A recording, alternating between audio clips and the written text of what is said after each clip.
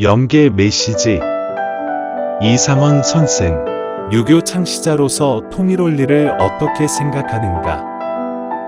영계의 삶에 유념하기를. 이상원 선생의 질의사항과 공자의 답변.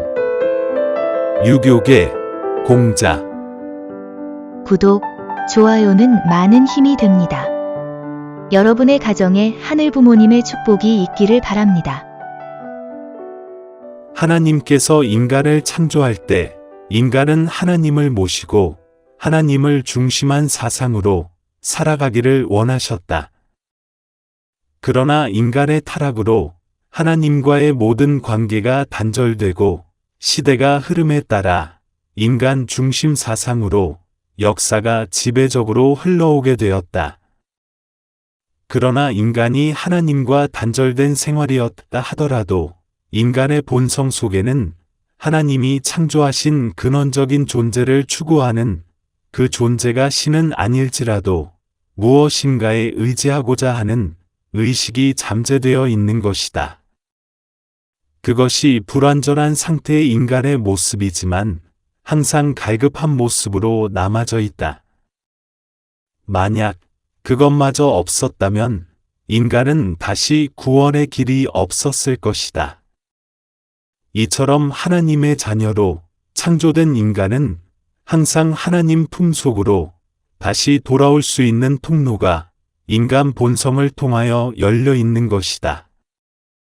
사탄이 아무리 간교한 수법으로 인간을 타락시켰다고 할지라도 인간의 본성은 변화시킬 수는 없다. 인간은 하나님의 자녀란 엄청난 특권을 가졌기 때문이다.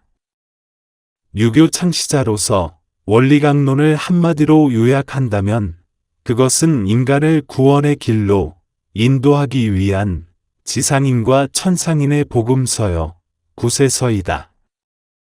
이보다 더 큰 경전은 타락한 인간에게 없다고 생각한다. 창조원리에서 재림론에 이르기까지 원리 내용에 관해서 나는 여러 차례 청강하고 정독하고 묵상 혹은 명상도 하면서 깊은 사색에 잠겨보기도 했다. 나는 나름대로 지상에 적지 않은 서적을 남긴 사람으로서 원리 내용을 접할 때마다 순간적으로 가슴이 뜨겁다가 허전하기도 하고 때로는 부끄럽고 창피하기도 하고 때로는 안타깝기도 한가운데 여러 차원의 번뇌 속에 요동치는 자신을 발견하게 되었다. 통일원리의 내용은 감탄과 감격 그 자체라고 할 수 있다. 통일원리는 인간의 힘에 의해서 인간에게 쉽게 밝혀질 수 있는 내용은 아니라는 생각뿐이다. 나는 통일원리를 접할 때마다 그 내용 중 어느 한 부분이라도 지상생활에서 깨달을 수 있었다면 얼마나 많은 값진 글을 남길 수 있었을까 하는 인간적인 생각이 들기도 했다. 어느 분야라도 감탄하지 않을 내용이 없지만 나는 창조원리 중 이성성상의 내용을 생각하면 한참 동안 넋이 나간 사람처럼 되어 버린다. 이러한 경험은 한두 번으로 그치는 것이 아니다. 하나님은 대단히 조직적이고 단순하시다. 인간을 가르침에 있어서도 어렵게 인도하지 않으셨다. 하나님을 닮은 피조세계의 여러 차원의 존재 양상을 바라볼 때 하나님은 조직적이고 체계적으로 인간의 부모로 등장했는데 인간은 그것을 몰랐던 것이다. 나는 처음 이성성상의 강의를 청강할 때 강사는 과학자로서 자기의 학문적 이론에 도취해서 자기 학문을 자랑하는 줄로만 착각했다. 그 후 강의를 차례대로 계속 들으면 들을수록 인간을 창조하신 하나님의 섭리를 깊이 깨닫게 되었다. 이때부터 나는 눈물과 통한의 심정을 체휼하여 하나님이 불쌍하여 견딜 수 없는 애절함을 느꼈다. 하나님이 모든 피조물을 상대적으로 창조하신 것은 그들을 바라보고 기쁘고 즐겁기 위한 것이다. 그리고 하나님은 자녀를 바라보며 기쁨을 누리고자 하셨지만 자녀를 잃어버린 부모가 되셨다. 이러한 상태에서 외롭고 착잡한 심정을 어떻게 참아오셨을까? 그뿐이겠는가? 삼라만상의 어느 것을 볼지라도 상대성을 띠지 않은 것이 없는데 하나님의 상대는 누구였던 것인가? 하나님의 자녀인 인간은 상상할 수 없이 너무도 먼 거리에 동떨어져서 하나님과는 전혀 다른 방향에서 살아왔던 모습이 되었다. 인간의 실상이 이러함에도 불구하고 지상 인간들은 어제나 오늘이나 덧없이 살아가고 있다는 것을 생각할 때 인간의 모습이 너무도 안타까워 견딜 수 없었다. 삼라만상의 상대적인 모습은 하나님의 창조의 손길이요 하나님의 실체를 드러내기 위한 현장이지만 대부분의 인간들은 그 사실을 모르고 살아가는 것 같다. 지상에는 유교인들이 요소요소에 많이 자리 잡고 있을 것이다. 우리 4대 성인들의 공통된 고민은 지상인에 대한 가르침과 깨우침이다. 여러분에게 이러한 사실을 아무리 설명해도 믿지 않을 것이고 아무리 부탁해도 의심만 계속할 것이다.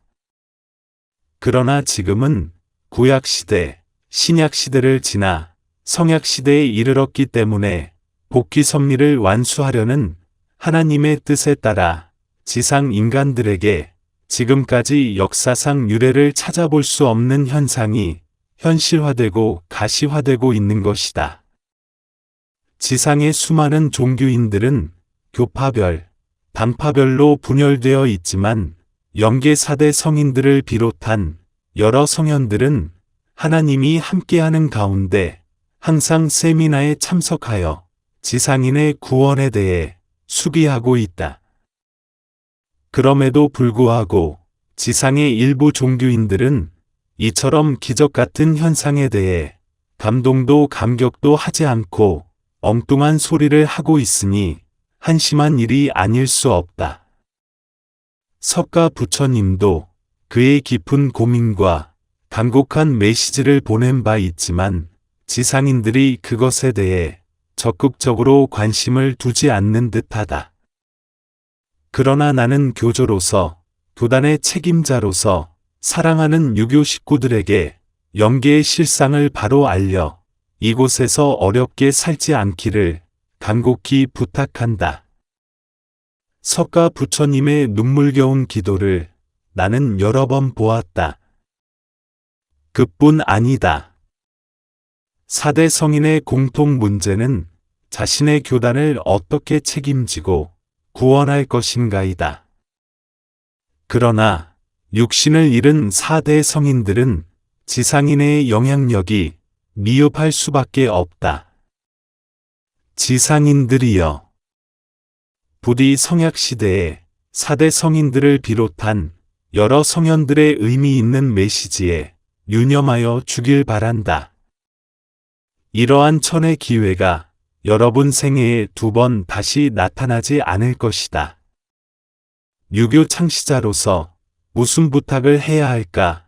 지금 우리 4대 성인의 일념은 인류가 하나님의 사상 아래 하나의 민족으로서 본연의 인간 모습으로 살아가길 바랄 뿐이다. 따라서 지상의 유교인들도 통일 원리를 정독하길 권한다. 여러분들이 나의 삶과 사상에 대해 믿고 따랐다면 통일 원리의 연구에도 편견 없이 정독하며 연구해 주길 바랄 뿐이다. 그것이 석가 부처님이나 나의 한결같은 부탁이다. 그러나 4대 성인들의 고민과 갈등은 지상에서 육신을 가진 지상인이 어떻게 하면 고루한 사상에서 벗어날 수 있는가이다. 시대의 흐름과 발전에 따라 문화와 문명이 발전하여 세계를 이웃처럼 드나들고 있는데 하나님의 인간 사랑에 대해서는 왜 그토록 편견과 아집에서 벗어나지 못하는지 지상인들이 야속하기만 하다. 지상의 유교인들이여, 나의 애절한 부탁이 있다면 그것을 들어주겠는가? 여러분은 나의 부탁을 반드시 들어주기 바란다. 그리고 석가세존의 메시지에도 관심을 갖기 바란다. 부디 영계의 삶에 유념하기를 부탁한다. 2001년 3월 12일